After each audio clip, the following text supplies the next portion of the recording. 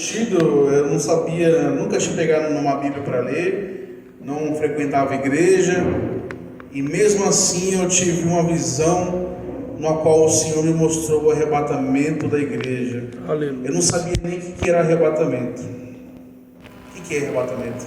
É de comer? Não sabia o que era arrebatamento. E o Senhor me mostrou pela primeira vez sobre o arrebatamento da igreja, e eu fiquei espantado. Como assim? Ele só faltou gritar: é no seu tempo, acabou o tempo. Eu tinha 15 anos de idade. Quando eu fiz 16, aí então eu me converti, eu entrei na igreja pela primeira vez. Desde então, tive essa caminhada desde os meus 16 anos até hoje, atualmente, com Jesus, tentando alertar a igreja para que ela possa acordar, para se preparar para a vinda do Senhor. O Senhor me levantou também para fazer um trabalho muito importante na internet, onde eu pude aí alcançar milhões de pessoas, um trabalho na qual hoje eu me dedico 100%, onde abdiquei de muita coisa para poder fazer esse trabalho, porque depois que eu entendi a gravidade em que estamos vivendo, depois que eu entendi que o inferno é eterno, que a condenação é eterna, que o arrebatamento é para o nosso tempo, eu entendi que as coisas desse mundo não valem a pena. Não vale a pena trocar alguns anos de prazer pelo Senhor. Então, o Senhor em Apocalipse 3:11 ele fala: eis que venho sem demora, guarda o que tens, para que ninguém tome a tua coroa. O Senhor me advertiu com essa palavra, dizendo que Ele viria sem demora, e que era para eu guardar o que eu tenho, para a coroa não ser tomada. E muitas vezes na minha caminhada cristã, essa coroa cambaleou na minha cabeça. Essa coroa é a coroa da salvação. E chegou já teve um momento que ela caiu no chão, e eu fiquei lá por um tempo, no chão. E o Senhor chegou um momento em que falou: basta, levanta-te, que você tem que pregar sobre a minha vinda. Mas não basta pregar sobre a vinda dele e não viver o que eu prego. Paulo mesmo, em 1 Coríntios 9:27, ele diz: esmurro o meu próprio corpo e o reduzo à escravidão, para que pregando a outros não venha eu mesmo ser reprovado. Imagine você pregar santidade e arrependimento toda a sua vida e você não viver aquilo que você prega. Você pregar arrependimento e santidade toda a sua vida e no final você ser reprovado. Que humilhante! Toda a sua vida foi uma vida em vão. Você era igual aos fariseus. Jesus falava: obedeçam tudo que eles falam, mas não fazem tudo o que eles fazem, porque eles pregam uma coisa e faz outra. Então o Senhor, Ele me mostrou a igreja dormindo. Isso de fato iria acontecer até mesmo com as igrejas que vão ser salvas, como por exemplo em Mateus capítulo 25, do versículo 5 ao 6, diz o seguinte: o noivo demorou a chegar e todos ficaram com sono e adormeceram. Jesus não falou assim que algumas ficaram com sono, que só as virgens todas ficaram com sono. Todas, até as sábias ficaram com sono.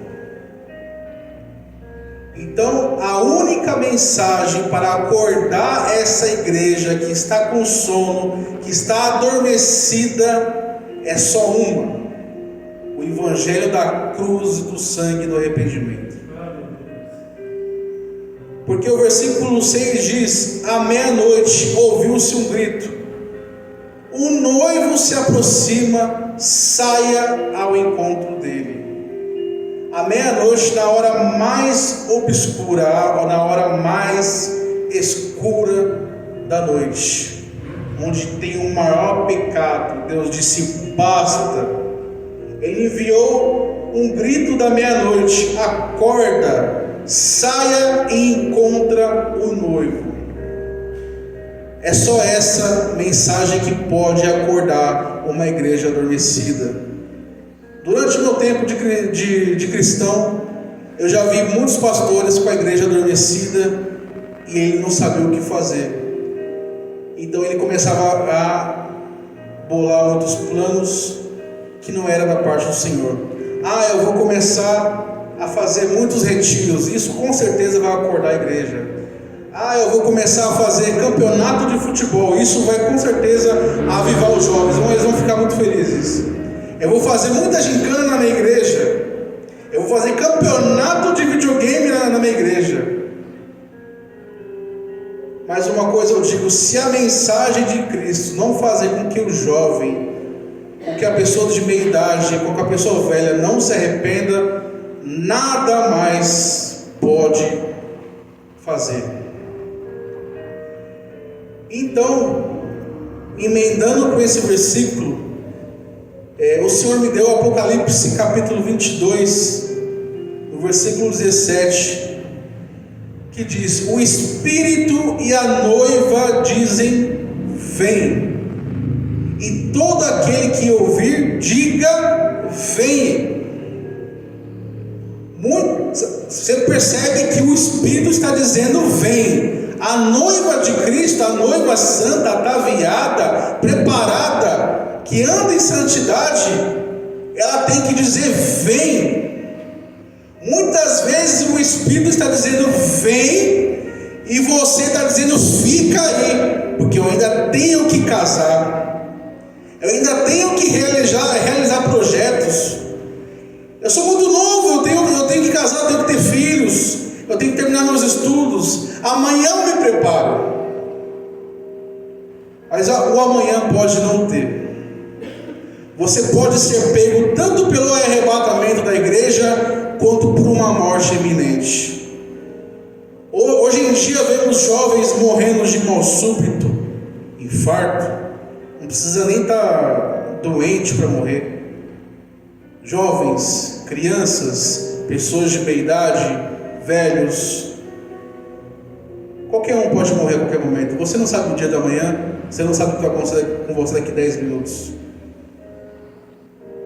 Então muitas pessoas, ao invés de dizer ao Espírito: vem, está dizendo: fica aí, eu tenho muitos projetos para realizar, eu tenho que casar, eu tenho que formar família, Jesus não pode vir agora, eu tenho que aproveitar muita coisa ainda.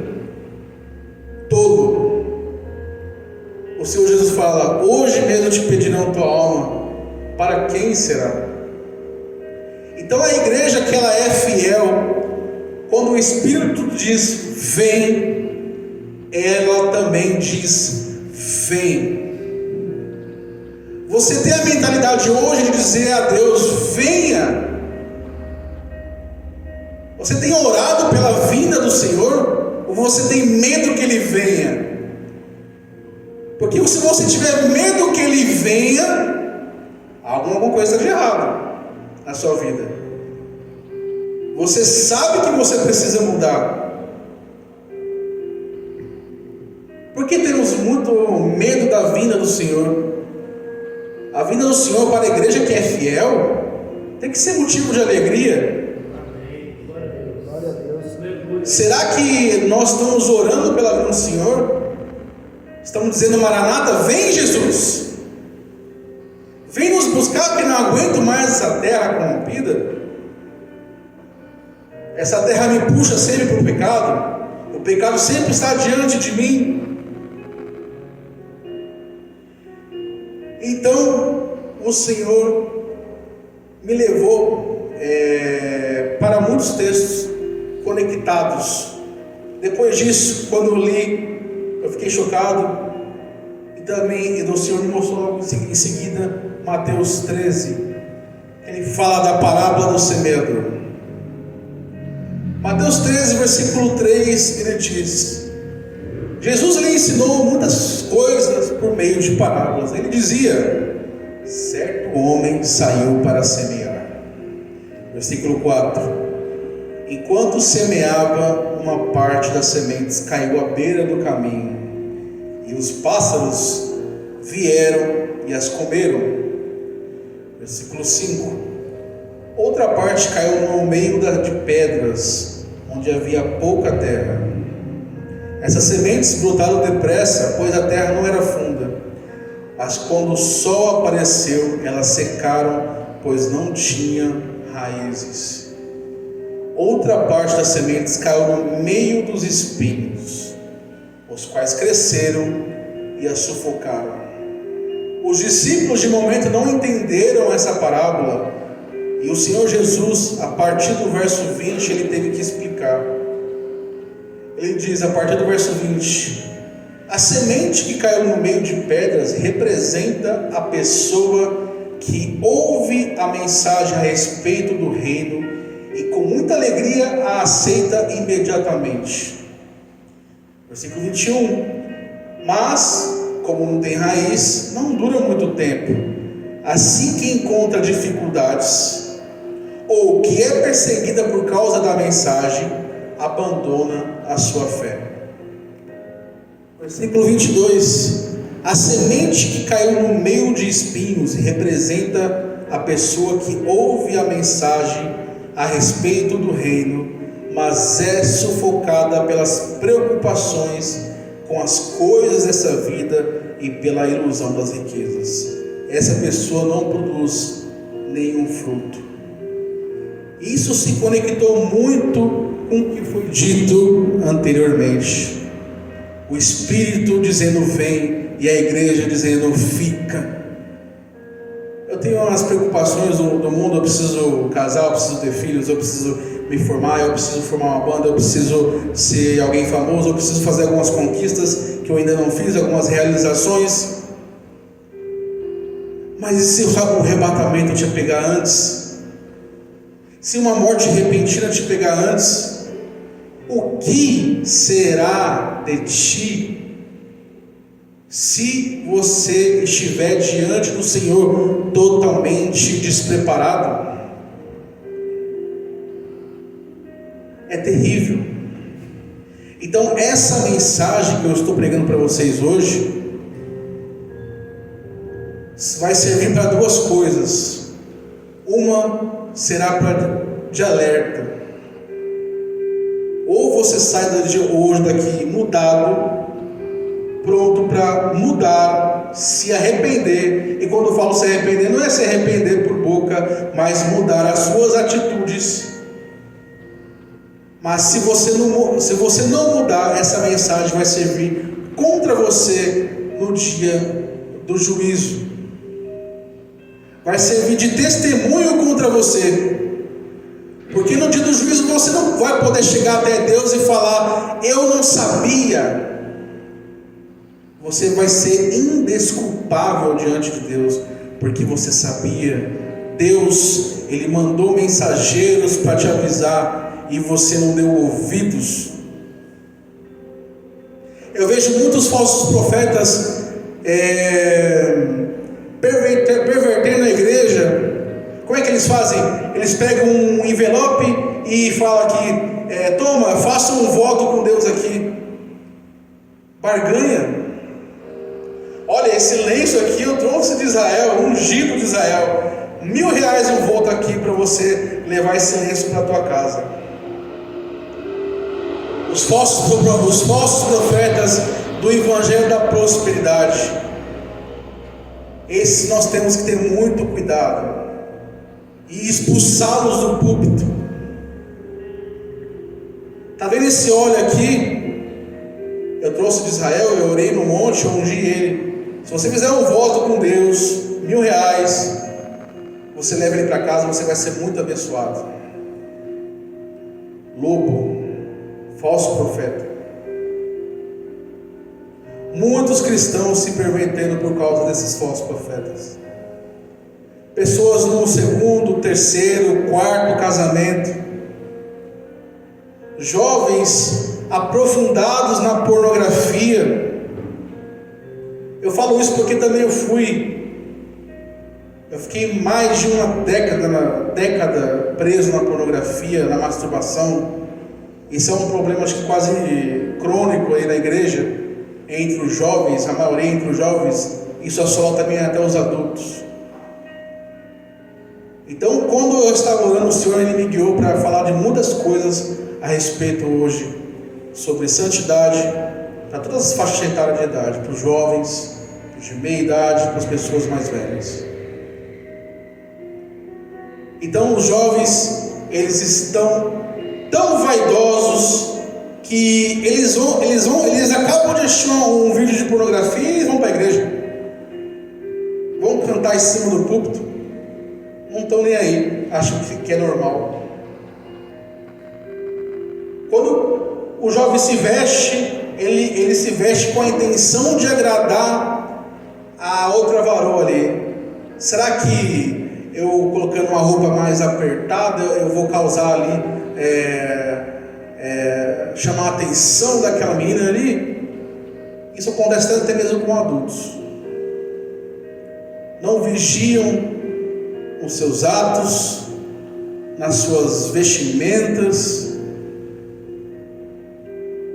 Isso são essas pessoas são alvos fáceis para falsos profetas.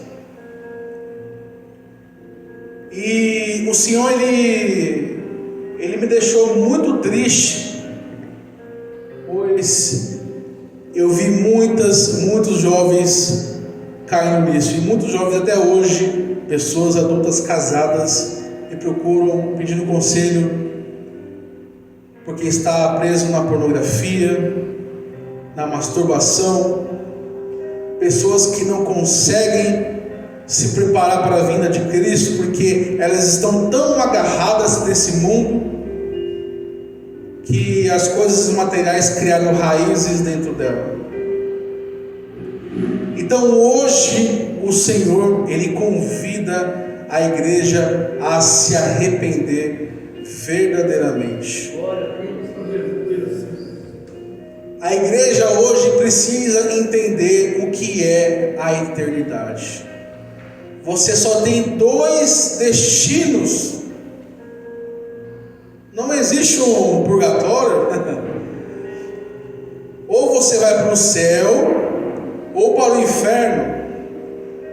Você tem noção do que é uma eternidade no inferno? As pessoas não têm essa noção. É a mesma coisa que você pegar um calendário e não ter datas ali naquele calendário, e nunca vai acabar, nunca, dia e noite, nunca vai acabar. Que terrível. É pior do que ser preso perpetuamente, porque não é uma prisão perpétua, pelo menos você morre e vai para algum lugar, né? Agora, uma vez no inferno, uma vez que você cai lá, nada sai de lá. E lá o calendário não tem datas, não tem dias, é infinito. Passa 10 bilhões de anos e ainda nem começou a eternidade. Essa é a gravidade que nós temos que analisar. Se queremos o Senhor, ou se vamos andar no caminho do mundo, rumo à eternidade no inferno. E isso é muito grave, igreja. Isso é muito grave. O Senhor, Ele é muito misericordioso. Ele teve muita paciência comigo. Ele vai ter paciência contigo também. Eu já fui um jovem muito depravado. E eu já fui um fornicador, um adulterador. Já saí com prostitutas. Já fui viciado em pornografia, masturbação. Já fiz um monte de coisas terríveis. Já chegou um momento em que eu falei assim: não tem jeito para mim mais. E o Senhor, Ele me levantou de uma tal forma que Hoje eu sou até celibatário. Dedico minha vida totalmente ao Senhor. E se você se encontra numa situação parecida, onde talvez você diga, muitos jovens falam para mim, e eu tento refletir isso para a igreja: eu já tentei de tudo, eu sou viciado em pornografia, eu sou viciado nisso, sou viciado naquilo, eu já tentei de tudo, não consigo parar. Tem jeito ainda. Enquanto o arrebatamento da igreja não acontecer, o tempo da graça vai estar aberto. Então, se você hoje ouviu essa mensagem, penetrou no seu coração e ela fez aquele corte profundo na sua alma, se arrependa hoje, porque depois pode ser muito tarde, principalmente os jovens. Não fique esperando pelo amanhã, porque o amanhã pode não chegar para você. Não sabemos quando o Senhor vai vir, mas nossa geração é a última. Vivemos numa geração do arrebatamento. O Senhor me mostrou várias e várias vezes isso. E tem muitas pessoas que vão ficar no arrebatamento por coisas mínimas, até por coisas lícitas. O próprio Senhor disse: o dia da minha vida é comparado aos dias de Noé. Muitos casavam, andavam sem casamento, coisas lícitas. Eles estavam tão preocupados com isso que se esqueceram do Senhor. Então o dilúvio veio e pegou a todos de surpresa. O arrebatamento vai ser assim. Nós estamos vendo na televisão o que está acontecendo com o mundo, e o Senhor vem nos alertando. E quem é espiritual, quem busca o Senhor, também tem recebido essas mensagens do Senhor.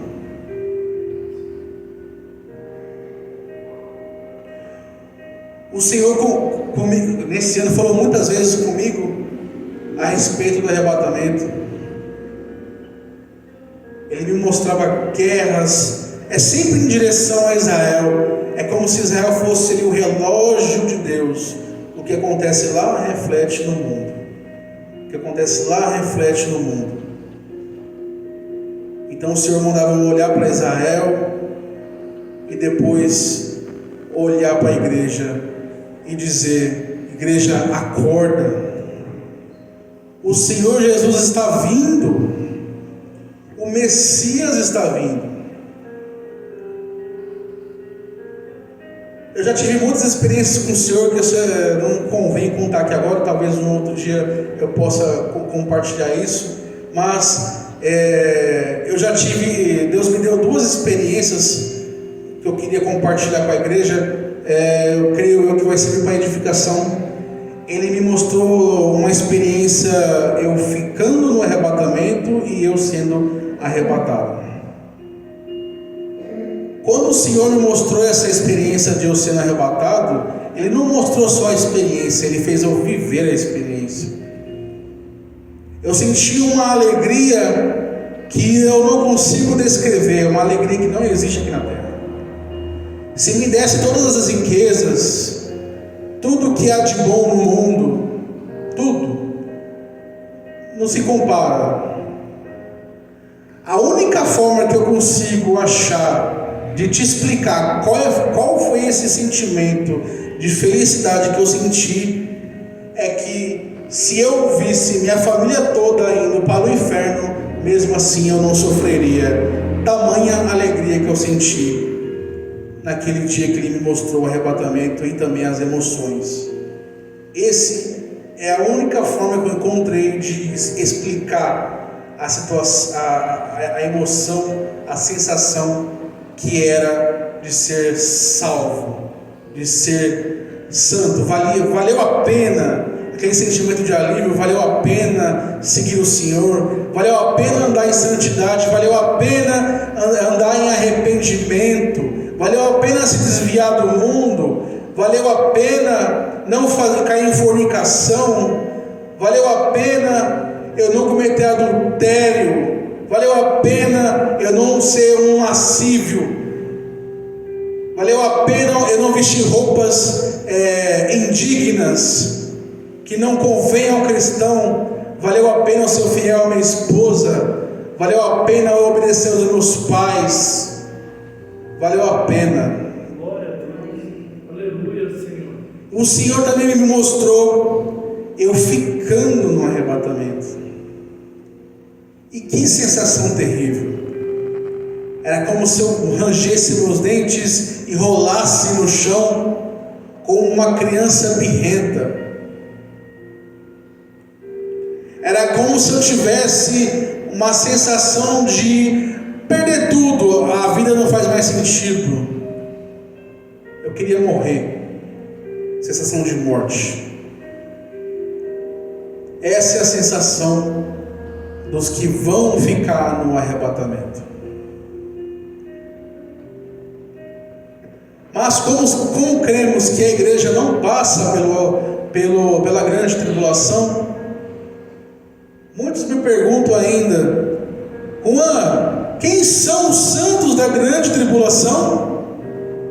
Eu respondo: são as pessoas que ficaram na tribulação, porém escolheram sofrer o martírio e não negar a Cristo e não receber a marca da besta. Mas isso não é para você relaxar, porque não vai ser fácil. Queira se preparar agora para subir agora para o arrebatamento da igreja. Não queira ficar na grande tribulação. Lá você vai ser picado, você vai ver seu filho sendo martirizado. Será que você vai aguentar? Será que você não vai negar a Cristo em troca de um benefício de não sofrer o martírio? Em troca de não ver seu filho sofrendo? Você não sabe. Na hora a fraqueza da carne bate, você nega a Cristo, recebe a marca da besta e para você já era. E aqueles que ficarem no arrebatamento vão sofrer muitas consequências. O Senhor, Ele promete nos livrar da ira futura. 1 Tessalonicenses capítulo 1 versículo 10: e esperar dos céus o seu Filho, a quem ressuscitou dos mortos, a saber, Jesus, que nos livra da ira futura. O Senhor Jesus, Ele vai nos livrar da ira futura, mas só aqueles que obedecem e andam em santidade com Ele. Em Hebreus 12:14 diz: vivam em paz com todos, e a santificação, sem a qual ninguém verá o Senhor. Em 1 Tessalonicenses 5:9, o Senhor diz, Paulo escreve aqui: porque Deus não nos destinou para a ira, mas para alcançar a salvação por nosso Senhor Jesus Cristo. E emendando com isso, o Senhor Jesus, Ele fala em Apocalipse 3:10: como guardaste a palavra da minha perseverança, eu te guardarei da hora da tentação que há de vir sobre todo o meu mundo, para tentar os que habitam sobre a terra. Aqui o Senhor não fala que Ele vai te guardar na tentação, Ele vai te guardar da tentação. Ele vai ter que tirar a igreja fora antes. E o interessante é que até mesmo no Antigo Testamento a gente vê o Senhor falando sobre o arrebatamento explicitamente. E o que eu fico assim maravilhado e chocado ao mesmo tempo é que o Antigo Testamento ele fala das duas vindas do Senhor, fala do arrebatamento, só que a gente, para fazer uma teologia sobre isso, a gente tem que conectar um texto no outro. Tem profeta que fala sobre a primeira vinda de Cristo, tem profeta que fala sobre a segunda vinda de Cristo, e tem profeta que fala sobre o arrebatamento. Os judeus, eles leram e não entenderam que a vinda do Mashiach, do Messias, era duas. O arrebatamento não seria a segunda vinda de Cristo. O arrebatamento é as bodas do Cordeiro. A vinda de Cristo vai ser no fim da tribulação, quando ele vier com a igreja. Então foi esse um dos motivos que fez que os judeus não acreditassem em Cristo, porque ele veio e morreu. Eles esperavam um Messias que iria vir uma vez só e iria governar. Mas não. Isaías 53 já falava que ele via como um cordeiro. Aí outros profetas como Zacarias, ou como o próprio Isaías mesmo, fala que depois ele viria como um leão. Até mesmo Isaías, ele fala de forma velada sobre o arrebatamento, e poucos não entendem, muito menos os judeus. Isaías 26, versículo 19 em diante, ele fala: os seus mortos, os mortos de Deus, e também o meu cadáver viverão e ressuscitarão.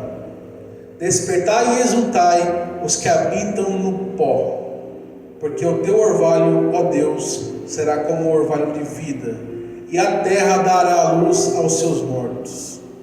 Versículo 20: vai, pois, povo meu, entra nos teus quartos, fecha as portas sobre ti, esconde-te só por um momento, até que passe a ira, pois eis que o Senhor sai do seu lugar para castigar a iniquidade dos moradores da terra. A terra descobrirá o sangue que embebeu, e já não encobrirá aqueles que foram mortos. Isaías está falando dos mortos que dormem no pó da terra, de ressurreição, e eles recebem morada no Senhor, enquanto o Senhor castiga a terra. Isaías está falando sobre o arrebatamento da igreja e a grande tribulação. Esse texto se conecta muito com João 14, 2,4, onde o Senhor promete: na casa de meu pai há muitas moradas. Se não for assim, eu não teria dito, pois eu vou preparar lugar. Vou para onde? Para o céu. E quando eu for e vos preparar lugar, voltarei e vos receberei para mim mesmo, para que onde eu estou, estejam vocês também. Aleluia, glória a Deus. Você vê que esse texto se conecta com o texto de Isaías. O profeta já falava sobre o arrebatamento, sobre a grande tribulação que iria de vir. Essa grande tribulação é a angústia de Jacó, é o acerto de contas de Deus com Israel. De quebra, a igreja que foi infiel também vai ter que, infelizmente, sofrer essa tribulação. Essa grande tribulação é um grande acerto de contas com Israel. Predito lá em Daniel, nas 70 semanas, onde ele fala: 70 semanas está sobre o teu povo, falando sobre Israel. E Deus determinou 70 semanas para tratar com Israel.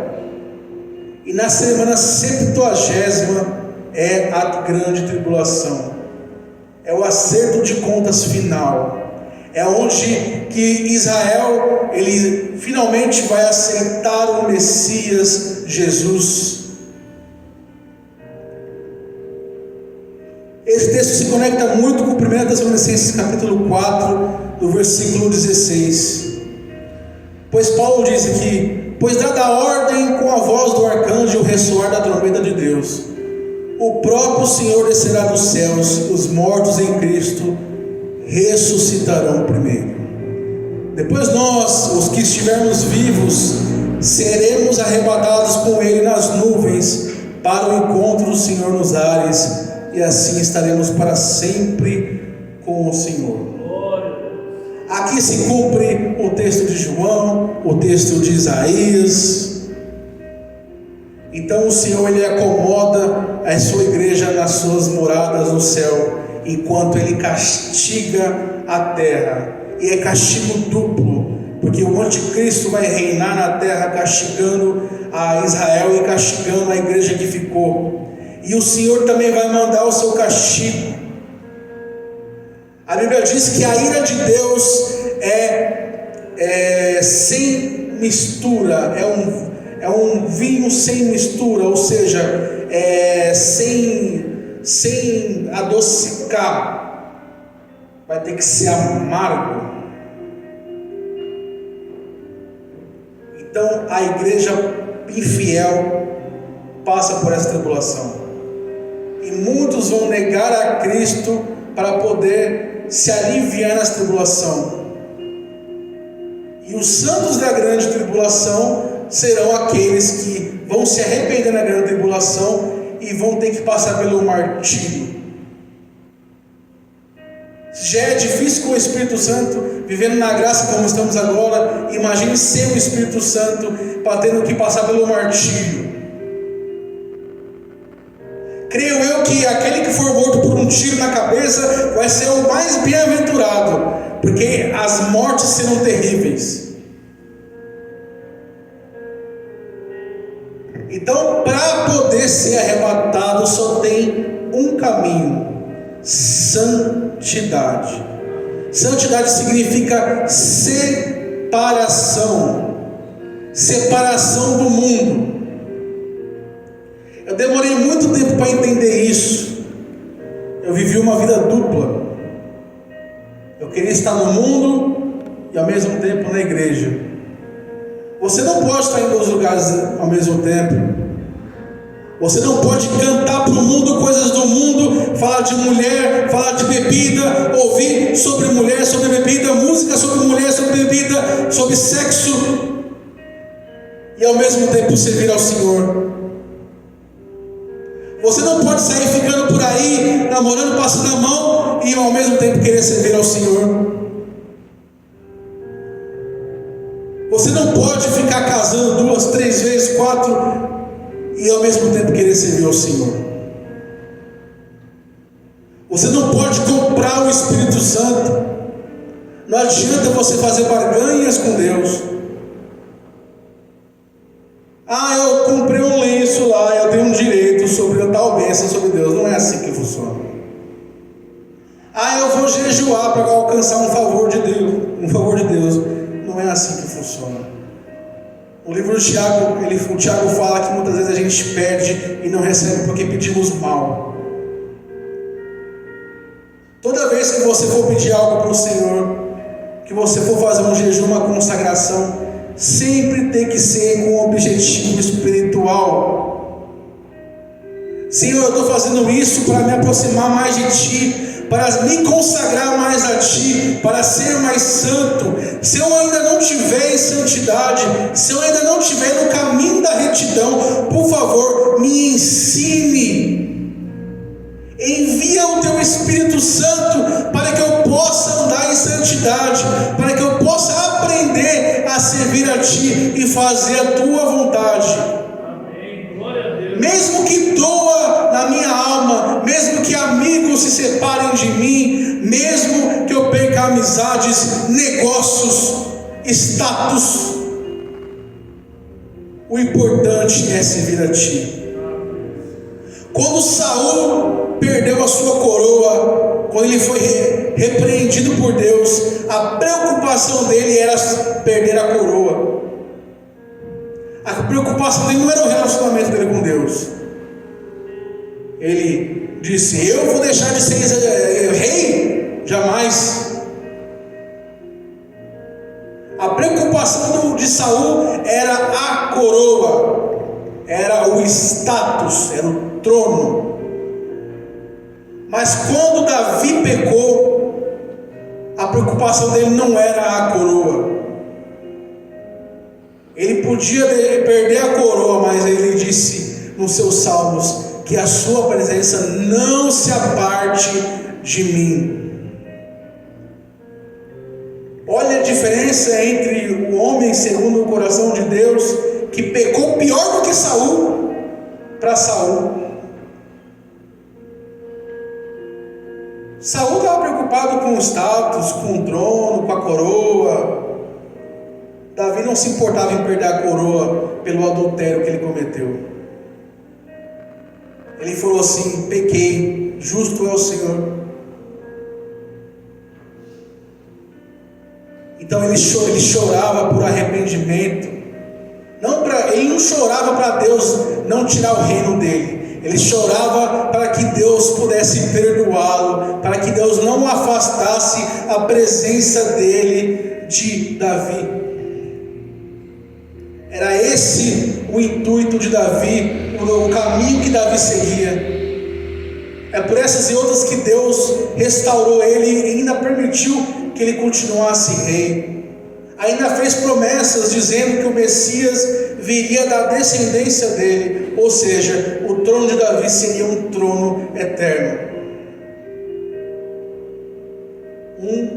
Uma linhagem que reinaria para sempre, que se cumpre em Jesus.